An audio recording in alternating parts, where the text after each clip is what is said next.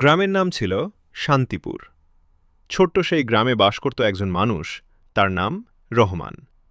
মানুষ তাকে সৎ রহমান বলেই চিনত, কারণ সে শুধু কথায় নয়, কাজে ছিল একেবারে সৎ ও ঈমানদার। রহমান ছিল একজন ক্ষুদ্র ব্যবসায়ী। প্রতিদিন ভোরে নামাজ পড়ে দোকান খুলত। তার দোকানে কেউ ঠকত না, যতটুকু ওজন ততটুকুই দিত, কখনো কম নয়। একদিন এক বৃদ্ধা তার দোকানে এসে চাল কিনলেন। ভুলবশত তিনি বেশি টাকা দিয়ে চলে গেলেন। রহমান সেটা বুঝে সঙ্গে সঙ্গে দোকান বন্ধ করে বৃদ্ধার বাড়িতে গিয়ে টাকা ফিরিয়ে দিল। বৃদ্ধা অবাক হয়ে বললেন, বাবা, তুমি চাইলে এটা রেখে দিতে পারতে।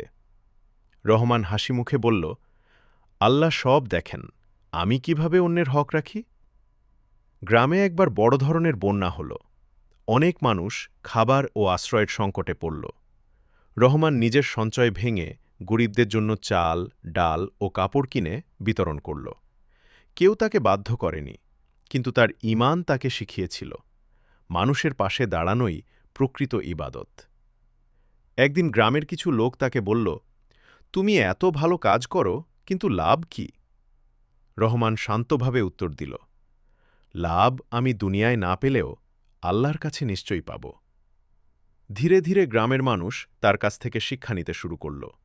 অনেকেই তার মতো সৎ হতে চাইল। রহমান বুঝিয়ে দিল, সত্যবাদিতা, আমানতদারি আর আল্লাহর প্রতি বিশ্বাসী মানুষের আসল সম্পদ।